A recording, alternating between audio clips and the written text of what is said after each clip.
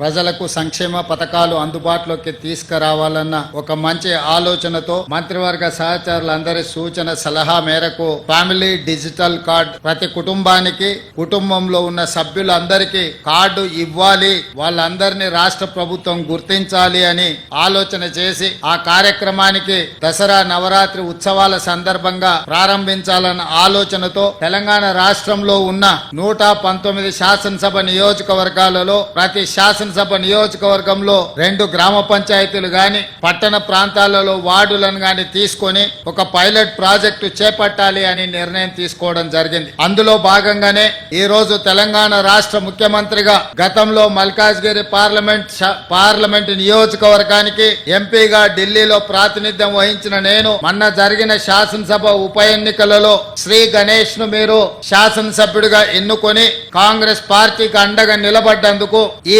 కార్యక్రమాన్ని కంటోన్మెంట్ శాసనసభ నియోజకవర్గం నుంచి ప్రారంభించి అందులో నేనే పాల్గొని మీ అందరితో కలవడానికి ఈ రోజు ఈ కార్యక్రమానికి రావడం జరిగింది. ప్రభుత్వం తీసుకురాబోతున్న ఒక మంచి ఆలోచనను ఫ్యామిలీ డిజిటల్ ప్రారంభంలో పాల్గొని ఇది ప్రజలకు అందుబాటులో తీసుకురావడానికి విచ్చేసినందుకు మీకు అందరికీ మనస్ఫూర్తిగా ధన్యవాదాలు తెలియజేస్తున్నా. మిత్రులారా, చాలా రోజుల నుంచి తెలంగాణ రాష్ట్రం వచ్చిన తర్వాత తెలంగాణలో తండాలలో, గూడాలలో, మారుమూల పల్లెల్లో, పట్టణాలలో, బస్తీలలో చాలా మంది మా కుటుంబంలో సభ్యులు పెరిగినరు, వాళ్ళకి రేషన్ కార్డు కావాలి, రేషన్ కార్డు ఉంటేనే ప్రభుత్వ సంక్షేమ పథకం వస్తుంది అని చెప్పి 10 సంవత్సరాలు చెప్పులు అరిగేలా ప్రభుత్వ కార్యాలయాలు చుట్టూ తిరిగి వేసారి గత ప్రభుత్వం చంద్రశేఖరరావు గారి కుటుంబం ఉంటే మా కుటుంబానికి రేషన్ కార్డు రాదు అన్న ఆలోచనతోటి మీరు వాళ్ళను ఓడించి కాంగ్రెస్ పార్టీని ఇందిరమ్మ రాజ్యాన్ని అధికారంలోకి తీసుకొచ్చింది. అధికారంలోకి వచ్చిన మేము బాధ్యతాయుతంగా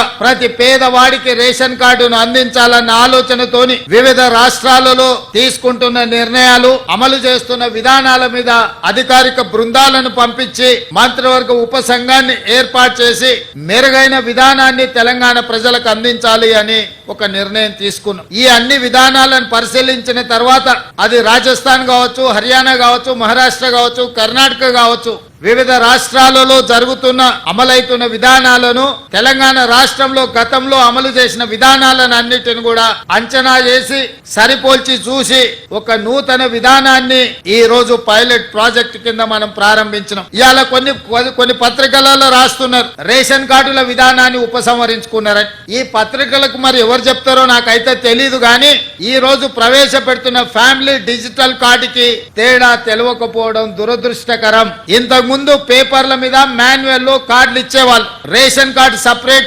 ఆరోగ్యశ్రీ కార్డు సపరేట్, లేకపోతే రైతు బంధు, షాదీ ముబారక్, కళ్యాణ లక్ష్మి, ఆసరా పెన్షన్, ఇట్లా ఏది చెప్పినా అదే విధంగా అసంఘటిత కార్మికులకు హెల్త్ ప్రొఫైల్ కు సంబంధించిన విధానాలు ఎక్కడికక్కడ ఏ డిపార్ట్మెంట్ ఆ డిపార్ట్మెంట్ దాదాపుగా 30 శాఖలు 30 రకాల సమాచారాన్ని సేకరించి ఎవరికి వాళ్ళ దగ్గర నిక్షిప్తం చేసుకోవడం వల్ల అసలు కుటుంబ సభ్యులు ఎవరు, ఆ కుటుంబంలో రేషన్ కార్డు అర్హత ఉన్న వాళ్ళెవరు, పెన్షన్ కు అర్హత ఉన్న వాళ్ళెవరు, రైతు బీమాకు అర్హత ఉన్న వాళ్ళెవరు, రైతు బంధుకు అర్హత ఉన్న వాళ్ళెవరు, ఫీజు రియంబర్స్మెంట్ కు అర్హత ఉన్న వాళ్ళెవరు, ఇందిరమ్మ ఇల్లుకు అర్హత ఉన్న వాళ్ళెవరు, ఈ విధంగా చెప్పుకుంటూ వెళ్తే 200 యూనిట్లు ఉచిత కరెంటుకు అర్హత ఉన్న వాళ్ళెవరు, ఆర్టీసీ బస్సులో మహిళల ఉచిత ప్రయాణానికి ఎవరు అర్హులు, అదే విధంగా 500 రూపాయలకు సిలిండర్ ఇవ్వడానికి ఎవరు అర్హులు, ఇట్లా ఎక్కడికక్కడ రకరకాల సమాచారము రకరకాల శాఖల దగ్గర ఉండడం వల్ల మెరుగైన విధానంతో పరిపాలన సాగించడానికి, ప్రజలకు మెరుగైన సేవలు అందించడానికి వస్తున్న ఇబ్బందులన్నిటిని కూడా రాష్ట్ర ప్రభుత్వం ఒక అంచనాకు వచ్చింది. అందుకే ఈ రోజు రాష్ట్ర ప్రభుత్వం 30 శాఖల దగ్గర ఉన్న సమాచారాన్ని అంతా ఒక్క ఫ్యామిలీ డిజిటల్ కార్డుకి ఒక్క క్లిక్, ఎట్లయితే ఆధార్ ను ఆ రోజు మన్మోహన్ సింగ్ గారు ప్రవేశపెట్టడంతో ప్రతి మనిషికి దేశంలో గుర్తింపు వచ్చిందో, 137 కోట్ల మందికి ఈ రోజు ఆధార్ ఉంది అని అంటే అదే ఆధారమైంది ప్రభుత్వం ఇచ్చే సంక్షేమ పథకాలకు. అట్లాంటి ఆధార్ను ఇంకా మెరుగుపరిచి ఈ రోజు ఫ్యామిలీ డిజిటల్ కార్డు రూపంలో ప్రతి కుటుంబానికి అర్హత కలిగిన వాళ్లకు అన్ని సంక్షేమ పథకాలను అందుబాటులోకి తీసుకురావాలని ఒక్క క్లిక్ తో సమాచారం అంతా సంక్షిప్తంగా ఉండి ప్రభుత్వ శాఖలలో ఉండే అధికారులకు అందుబాటులో ఉండాలని ఇవాళ ఈ విధానాన్ని ప్రవేశపెట్టినాం. ఈ family digital card one nation one ration ఏదైతే ఉన్నదో ఆ విధానంలో భాగంగా one state one card Telangana రాష్ట్రంలో ప్రతి కుటుంబానికి ఒక గుర్తింపు కార్డునివ్వాలి.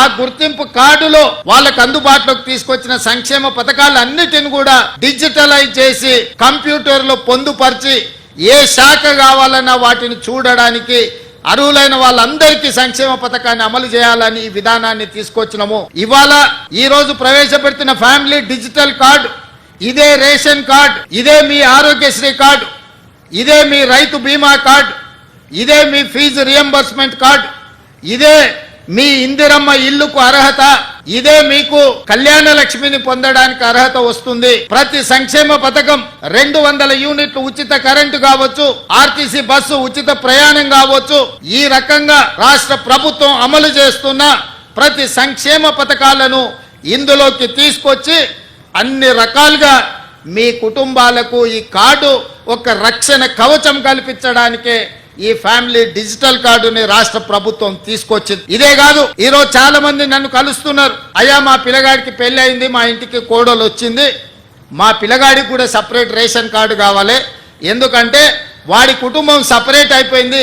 గతంలో పెళ్లి కానప్పుడు తల్లిదండ్రులుగా మా దగ్గర ఉన్నాడు, ఇప్పుడు మా అబ్బాయికి పెళ్ళైంది, అతనికి కూడా ఒక రేషన్ కార్డు కావాలంటూ. మరి ఏ విధంగా దీన్ని వాళ్ళకి ఇవ్వాలి, ఇచ్చిన సంగతి వాళ్ళకి ఎట్లా తెలవాలి? అదే విధంగా కొన్ని కుటుంబాలలో వయసు మీద పడిన వాళ్ళు చనిపోతే వాళ్ళ వివరాలు తొలగించడానికి ఒక సమస్య అవుతున్నది. అదే విధంగా సక్సెషన్ సర్టిఫికెట్, కుటుంబంలో పెద్ద చచ్చిపోయినప్పుడు చనిపోయిన సర్టిఫికెట్ తీసుకెళ్లి రెవెన్యూ డిపార్ట్మెంట్కి వెళ్ళి ఆస్తులు విరాసత్ చేసుకోవాలంటే, వాళ్ళ పిల్లలకు బదిలీ చేయాలంటే కూడా అదొక పెద్ద ప్రక్రియగా మారి పేదలకు ఒక ఇబ్బందికరంగా తయారై ప్రభుత్వ ఆఫీసులో చుట్టూ తిరగాల్సిన పరిస్థితి వచ్చింది. వీటన్నిటిని దృష్టిలో పెట్టుకొని మీ ఇంటికి కొత్త కోడలు వచ్చినా లేదా మీ అమ్మాయి పెళ్ళై అత్తగారింటికి వెళ్ళినా, మీ అమ్మాయి ఒక ఇంటి కోడలైనప్పుడు ఇంకొక ఇంటి అమ్మాయి మీ ఇంటి కోడలైనప్పుడు ఈ వివరాలన్నిటిని కూడా కంప్యూటరైజ్ చేస్తే మీరు సింపుల్గా ఆఫీస్కి వెళ్తే ఆ వివరాలు పొందుపరిస్తే ఆటోమేటిక్గా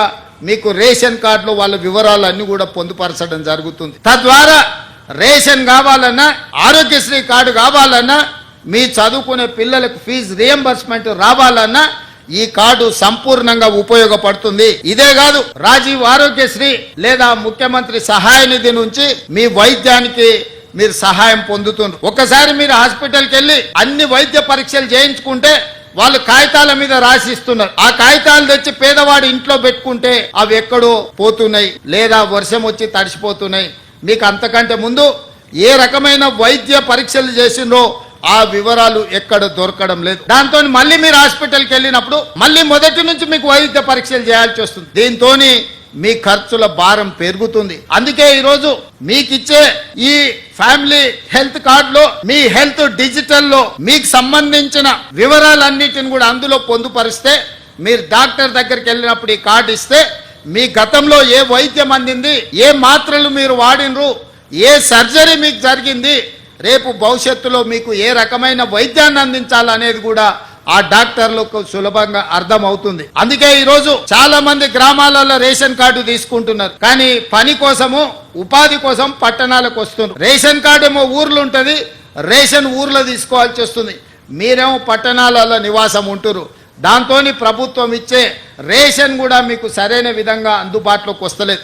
ఇప్పుడు ఈ ఫ్యామిలీ డిజిటల్ కార్డు వచ్చిన తర్వాత రాష్ట్రంలో ఏ కొనకున్నా, ఎక్కడ మీకు రేషన్ కార్డు ఉన్నా, మీరున్న ప్రాంతంలో ఒక నెల ముందు చెప్తే ఆ స్థానిక రేషన్ షాప్కి వెళ్ళి మీకు కావాల్సిన రేషన్ సరుకులు మీరు తీసుకోవచ్చు. డిజిటల్ కార్డు రావడం వల్ల ఈ రోజు పేదలకు ఎలాంటి ఇబ్బంది కలగొద్దు, పేదలను అన్ని రకాలుగా సహాయం అందించాలి, పేదలని ఆదుకోవాలి, పేదలకు సులభతరమైన సాంకేతిక నైపుణ్యంతో కూడుకున్న ఫ్యామిలీ డిజిటల్ కార్డు ఇవ్వాలనేది మా ప్రభుత్వ లక్ష్యము. అందుకే ఈ రోజు ఇది అమలు చేసేటప్పుడు, అమలు చేస్తున్నప్పుడు ఏమైనా ప్రాక్టికల్ ప్రాబ్లమ్స్ ఏమైనా వస్తాయేమో అని చెప్పి ఈ రోజు పైలట్ ప్రాజెక్ట్ కింద తీసుకోవడం జరిగింది. ప్రతి శాసనసభ నియోజకవర్గంలో 2 ప్రాంతాలను తీసుకున్నాము. 119 అసెంబ్లీ నియోజకవర్గాలలో 238 కేంద్రాలలో ఆ గ్రామ పంచాయతీలు కావచ్చు, వార్డులు కావచ్చు, వాటిల్లో ఈ కార్యక్రమాన్ని పైలట్ ప్రాజెక్టుగా చేపట్టినాం. తద్వారా అమలు చేసేటప్పుడు కుటుంబాలు ఎదుర్కొంటున్న సమస్యలేంది,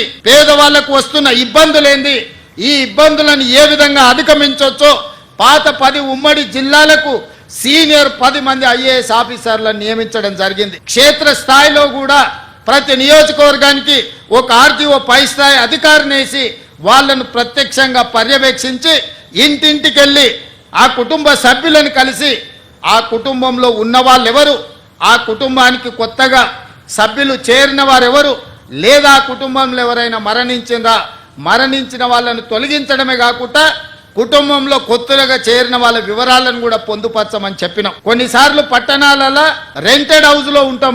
మనం కొంతకాలమైనాక ఆ ఇల్లు ఖాళీ చేసిపోతాం. అక్కడ మన కార్డు ఉంటది, మనం మారిన దగ్గర తీసుకుందామంటే మనకి ఇబ్బందికరమైన పరిస్థితి. పట్టణాలలో ఇది బస్తీలలో చాలా ఎక్కువ ఎదుర్కొంటున్న సమస్య. అందుకే మీరు మారినప్పుడు ప్రభుత్వ కార్యాలయానికి వెళ్ళి మా అడ్రస్ మారిందంటే డిజిటల్ కార్డులో అడ్రస్ మారుస్తే ఆటోమేటిక్గా మీరు చేరిన దగ్గర మీకు కావాల్సిన రేషన్ కానీ లేకపోతే 200 యూనిట్ల ఉచిత కరెంటు లాంటివి మీరు వీటి అన్నిటిని కూడా వినియోగించుకోవచ్చు. అందుకోసమే ఈరోజు సాంకేతిక నైపుణ్యాన్ని ఆర్టిఫిషియల్ ఇంటెలిజెన్స్ను ఉపయోగించి ప్రతి అర్హత కలిగిన పేదవాడికి సంక్షేమ పథకాలను అందుబాటులోకి తీసుకురావడమే కాకుండా ప్రతి మనిషికి ఒక గుర్తింపు నెంబర్ ఇచ్చి తద్వారా మనిషికి అర్హత కలిగిన పథకాలన్నిటిని కూడా అమలు చేయాలన్న విధానమే ఈరోజు కాంగ్రెస్ పార్టీ విధానము.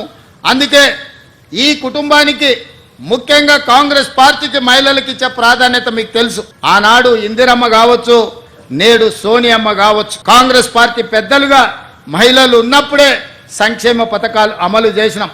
అందుకే ఈరోజు ఈ ఫ్యామిలీ డిజిటల్ కార్డులో కుటుంబ పెద్దగా మహిళలనే ముందు పెట్టినము.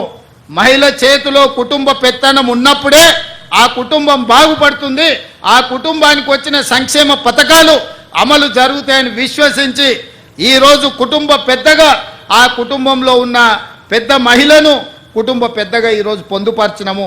మహిళలకు మేము ఇస్తున్న ప్రాధాన్యత ఆర్టీసీ బస్సులో ఉచిత రవాణా సౌకర్యమే కాదు, ఈరోజు ఇండ్ల పట్టాలు ఇవ్వాలన్నా మహిళల పేర్ల మీదనే ఇస్తున్నాం. ఇందిరమ్మ ఇండ్లు ఇవ్వాలన్నా మహిళల పేరు మీదనే ఇస్తున్నాం. ఇవాళ ఈ ఫ్యామిలీ డిజిటల్ కార్డు కూడా మహిళనే కుటుంబ పెద్దగా పెట్టి మీ వివరాలన్నిటిని కూడా నమోదు చేస్తున్నాం.